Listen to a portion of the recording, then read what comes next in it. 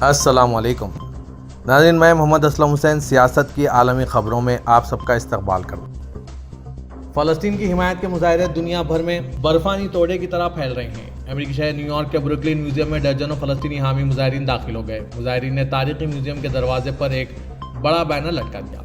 Police کی جانب سے مظاہرین کے خلاف سخت مداخلت کے بعد متعدد افراد کو حراست میں لے لیا گیا۔ جرمنی میں بھی طلبہ فلسطین کی حمایت اور اسرائیل کے خلاف رد عمل کے لیے سڑکوں پر نکل آئے۔ مظاہرین نے امریکی مصنوعات کے بائیکاٹ کا بھی مطالبہ کیا۔ اٹلی کے دارالحکومت روم کی اسپینزا یونیورسٹی میں بھی مظاہرے جاری ہے۔ طلبہ اسرائیل کے حملوں کے خلاف احتجاج کے لیے کیمپس میں جمع ہوئے اور یونیورسٹی کے اسرائیل کے ساتھ تعاون معاہدے کو فوری طور پر ختم کرنے کا مطالبہ کیا۔ ٹورینو شہر میں میونسپل کونسل کے رکن عبداللہ احمد نے فلسطین کی حمایت میں بلدیہ کی عمارت کے سامنے فلسطینی پرچم لٹکایا۔ انڈونیشیا کے دارالحکومت جکارتہ میں بھی امریکی سفارت خانے کے سامنے رافع میں شہریوں پر اسرائیل کے حملوں کے خلاف احتجاجی مظاہرہ کیا گیا۔ امریکی صدر جو بائیڈن کی جانب سے یرغمالیوں کی رہائی اور جنگ بندی کے مجوزہ معاہدے کی تفصیلات پیش کرنے کے چند گھنٹوں بعد اسرائیلی افواج نے جنوبی غزہ کے شہر رافع پر ٹینکوں اور توپ خانے سے حملہ کیا۔ خبر رساں NCAFP کے مطابق جو بائیڈن کے اعلان کے بعد اسرائیلی وزیراعظم نتنیاہو نے بیان دیا کہ اسرائیل تب تک جنگ جاری رکھے گا جب تک حماس کی تباہی سمیت تمام مقاصد پورے نہ ہو جائیں۔ اسرائیل کے وزیراعظم نے جنگ بندی کے اس مجوزہ منصوبے کے بارے میں مزید کہا کہ حماس کا خاتمہ اس کا حصہ ہے۔ نتنیاہو نے جاری بیان میں کہا کہ اسرائیل کی جنگ ختم کرنے کے لیے شرائط میں کوئی تبدیلی نہیں آئی۔ حماس کی عسکری اور گورننگ صلاحیتوں کا خاتمہ، تمام یرغمالیوں کی رہائی اور اس بات کی یقین دہانی شامل ہے کہ غزہ اسرائیل کے لیے خطرے کا باعث نہ رہے۔ قبل ازیں امریکی صدر جو بائیڈن نے اسرائیل کی طرف سے حماس کے عسکریت پسندوں کے لیے تجویز کردہ 3 مرحلوں پر مشتمل معاہدے کی تفصیل جاری کی تھی۔ خبر رساں ادارے ایسوسی ایٹ پریس کے مطابق امریکی صدر نے کہا ہے کہ یہ مجوزہ معاہدے غزہ میں بقیہ یرغمالیوں کی رہائی کا باعث بنے گا اور تقریباً 8 ماہ سے جاری مشرق وسطی کی جنگ کو ختم کر سکتا ہے۔ صدر جو بائیڈن کے مطابق فلسطینی عسکریت پسند تنظیم حماس اب اسرائیل پر بڑے پیمانے پر حملہ کرنے کے قابل نہیں رہی ہے۔ امریکی صدر نے اسرائیلیوں اور حماس پر زور دیا کہ وہ ایک توسیع شدہ جنگ بندی کے لیے باقی یرغمالیوں کی رہائی کے لیے ایک معاہدہ کریں۔ حماس نے غزہ میں جنگ بندی معاہدے سے متعلق امریکی صدر جو بائیڈن کی تجویز کو مثبت قرار دیا۔ الجزیرہ کے مطابق سیز فائر سے متعلق جو بائیڈن کی تجویز قطر کی طرف سے حماس کو بھیجی گئی ہے، جبکہ حماس کا کہنا ہے کہ وہ صدر جو بائیڈن کی جنگ بندی کی تجویز کو مثبت طور پر دیکھتی ہے۔ اس تجویز سے اسرائیل کی 8 ماہ سے جاری جنگ کے رکنے کی امید پیدا ہوئی ہے۔ الجزیرہ کے مطابق جو بائیڈن کی طرف سے اعلان کردہ جنگ بندی کی تجویز پر حماس کا رد عمل مثبت رہا۔ وہ اس بات کا اشارہ دے رہے ہیں کہ وہ آگے بڑھنے کے لیے تیار ہیں۔ گزشتہ کئی ماہ سے حماس کا واضح موقف رہا ہے کہ یہ امریکہ ہے جو اسرائیلیوں کو کور فراہم کر رہا ہے۔ غزہ کے لوگوں کے ساتھ جو کچھ ہو رہا ہے اس کے ذمہ دار امریکی بھی ہیں۔ تاہم اب حماس جو بائیڈن کی تقریر کو مثبت انداز میں دیکھ رہی ہے۔ حماس سے متعلق یہ خبر دینے والے الجزیرہ کے نمائندے نے تبصرہ کرتے ہوئے کہا کہ میں نے حماس کی جانب سے اس طرح کا رد عمل کبھی نہیں دیکھا۔ خیال ہے کہ حماس نے یہ شرائط پیش کی تھی کہ جنگ بندی مستقل بنیادوں پر ہو، غزہ سے اسرائیلی فوجیوں کا مکمل انخلاء اور غزہ کی تعمیر نو ہو۔ اسرائیلی فورسز کی وحشیانہ کارروائیوں میں اب تک 36,000 سے زیادہ فلسطینی شہید ہو چکے ہیں، جن میں زیادہ تر بچے اور خواتین ہیں۔ شمالی غزہ کے جبالیہ پناہ گزین کیمپ سے اسرائیلی افواج کے انخلاء کے بعد تقریباً 70 فلسطینی شہریوں کی لاشیں برآمد ہوئی۔ اسرائیل نے تقریباً 3 ہفتوں کے حملے کے بعد جنوبی علاقے سے اپنی افواج کو واپس بلا لیا۔ زنہوا نیوز کے مطابق ذرائع کے حوالے سے بتایا گیا کہ ایمبولینس اور شہری دفاع کی ٹیموں نے آج 20 بچوں سمیت تقریباً 70 لاشوں کو کیمپ سے نکالا۔ ذرائع سے موصول ہوئی معلومات کے مطابق اسرائیلی فضائی ڈرون اور توپ خانے کے حملوں سے متعدد افراد کے مکانات، کیمپوں اور اسپتالوں کے ملبے تلے دبے ہونے کا خدشہ ہے۔ ان حملوں سے کیمپ کے اندر اور اس کے آس پاس سینکڑوں رہائشی یونٹوں کے ساتھ ساتھ سڑکوں، پانی کی فراہمی کے نظام اور سیوریج کے بنیادی ڈھانچے کو بڑے پیمانے پر نقصان پہنچا ہے۔ اسرائیلی فوجیوں پر کئی اپارٹمنٹس اور رہائشی عمارتوں کو آگ لگانے کا بھی الزام ہے۔ غزہ میں حماس کے زیر انتظام میڈیا آفس نے جبالیہ کیمپ پر حملے میں ہوئے نقصان پر اسرائیلی فوج کی مذمت کی۔ انہوں نے کہا کہ اس حملے میں سینکڑوں لوگ جاں بحق ہو گئے، متعدد رہائشی بلاکس تباہ اور بہت سے فلسطینی بے گھر ہو گئے ہیں۔ امریکہ میں فلسطینی پناہ گزینوں کے لیے اقوام متحدہ کی ریلیف اینڈ ورکس ایجنسی نے کہا کہ اسے جبالیہ میں واقع ایجنسی کے دفتر سے خوفناک رپورٹس موصول ہوئی ہے، جہاں سینکڑوں بے گھر افراد بشمول ہمارے اسکول میں پناہ لینے والے ہلاک اور زخمی ہوئے ہیں۔ WHO میں اور اقوام متحدہ میں فلسطین کی شرکت کو ہم آہنگ کرنے سے متعلق مسودہ قرارداد کو عالمی ادارہ صحت کے فیصلے ساز ادارے ورلڈ ہیلتھ اسمبلی میں منظور کر لیا گیا۔ اس مسودے کو ترکیہ، الجزائر، برونائی، دارالسلام، چین، مصر، انڈونیشیا، عراق، اردن، کویت، لیبیا، ملیشیا، عمان، پاکستان، صومالیہ، تیونس، متحدہ عرب امارات اور وینزویلا نے ورلڈ ہیلتھ اسمبلی کے 77ویں اجلاس میں پیش کیا تھا۔ WHO میں فلسطین کی شرکت کو اقوام متحدہ میں اس کی شرکت کے ساتھ ہم آہنگ کرنے سے متعلق مسودہ قرارداد کو 101 ووٹوں کے مقابلے میں 5 اس کے خلاف اور 21 غیر حاضری سے منظور کر لیا گیا۔ یہ بل WHO کا ایک مبصر رکن ہونے والے فلسطین کے حقوق اور امارات میں موجودہ حقوق اور امارات کو برقرار رکھتے ہوئے توسیع کا مطالبہ کرتا ہے۔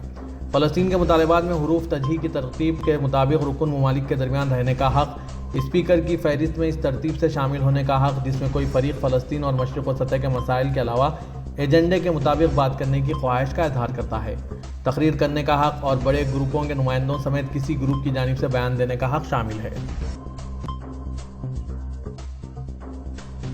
غزہ کی پٹی میں جنگ بندی کے مسودے کے بارے میں جس کا اعلان امریکی صدر جو بائیڈن نے کیا، اقوام متحدہ کے سیکریٹری جنرل اینٹونی گٹرس کا کہنا ہے کہ مجھے امید ہے کہ یہ مسودہ مستقل امن کے حصول کے لیے کسی معاہدے کی راہ ہموار کرے گا۔ اقوام متحدہ کے ترجمان اسٹیفن دوجاچ نے اس موضوع پر اپنے تحریری بیان میں یاد دلایا کہ گٹرس کئی مہینوں سے جنگ بندی مکمل اور بلا روک ٹوک انسانی امداد کی رسائی اور قیدیوں کی غیر مشروط رہائی کا مطالبہ کر رہے ہیں، اور سیکریٹری جنرل نے اس حوالے سے اپنے بھرپور بیان میں کہا ہے کہ مجھے امید ہے کہ یہ پائیدار امن کو یقینی بنانے کے لیے کسی معاہدے کی داغ بیل ڈالے گا۔ گٹرس نے social media platform X پر اپنی پوسٹ میں کہا کہ ہم نے غزہ میں وسیع پیمانے کی تباہی اور مصائب دیکھے ہیں، اب اسے رکنا چاہیے۔ انہوں نے جو بائیڈن کے اقدام کا خیر مقدم کیا اور تمام فریقین سے اس موقع سے فائدہ اٹھانے کا مطالبہ کیا۔ اینٹونی گٹرس نے اس طرف اشارہ کیا کہ یہ اقدام بالآخر مشرق و سطح میں جنگ بندی، قیدیوں کی رہائی اور بلا روک ٹوک انسانی امداد کی ترسیل کی ضمانت کے ساتھ مستقل امن کی زمین ہموار کرے گا۔ خیال ہے کہ وائٹ ہاؤس میں پریس کانفرنس میں امریکی صدر جو بائیڈن نے اطلاع دی تھی کہ اسرائیل نے غزہ میں جنگ بندی اور قیدیوں کے حوالے سے ایک نئی تجویز پیش کی ہے۔ جو بائیڈن نے کہا کہ اسرائیل نے 3 مراحل پر مشتمل ایک نئی جنگ بندی کی تجویز پیش کی ہے، اور یہ کہ پہلے مرحلے میں اسرائیل غزہ کی بستیوں سے دستبردار ہوگا اور 6 ہفتے کی جنگ بندی کی مدت کے دوران فریقین کے زیر حراست کچھ قیدیوں کو رہا کر دے گا۔ سابق امریکی صدر ڈونلڈ ٹرمپ کے اداکارہ کو خاموش رہنے کے لیے رقم دینے کے کیس میں تمام 34 الزامات میں مجرم قرار دیے جانے کے بعد ان کی بیٹی ایونکا ٹرمپ کا رد عمل بھی سامنے آیا ہے۔ بین الاقوامی خبر رساں ادارے کی رپورٹ کے مطابق سابق امریکی صدر کی صاحبزادی ایونکا ٹرمپ نے اپنے والد کے ساتھ یکجہتی کا اظہار کیا۔ ایونکا ٹرمپ نے سوشل میڈیا پر اپنے والد کی گود میں بچپن کی ایک تصویر شیئر کرتے ہوئے لکھا کہ بابا میں آپ سے بہت پیار کرتی ہوں۔ واضح ہے کہ امریکی تاریخ میں کسی سابق امریکی صدر کو کرمنل کیس میں پہلی بار سزا ہوئی ہے۔ عدالت نے ٹرمپ کو کاروباری ریکارڈ میں جعل سازی پر مجرم قرار دیا۔ 11 جولائی کو جج سابق صدر کی سزا کا اعلان کریں گے۔ امریکہ کی تاریخ میں پہلی بار کسی سابق صدر کو سزا سنائی گئی ہے۔ سابق امریکی صدر ٹرمپ پر فلموں کی اداکارہ اسٹارمی ڈینیلز کو $130,000 کی ادائیگی سے متعلق 34 الزامات عائد کیے گئے تھے۔ جیوری نے تمام 34 الزامات کو درست قرار دیتے ہوئے سابق صدر کو مجرم قرار دیا۔ عراقی وزیراعظم محمد شیعہ السودانی کا کہنا ہے کہ ترقیاتی روڈ منصوبے کا مطلب عراق اور ترکیہ کی سرزمین کے ذریعے مشرق اور یورپ کو جوڑنا ہے۔ عراقی دارالحکومت بغداد میں اپنے بیان میں سودانی نے کہا کہ عراق کے مشرق اور مغرب کے درمیان ایک تاریخی تجارتی راستہ ہونے کا مشن کو ترقیاتی روڈ پروجیکٹ کے ساتھ جامور کیا جائے گا۔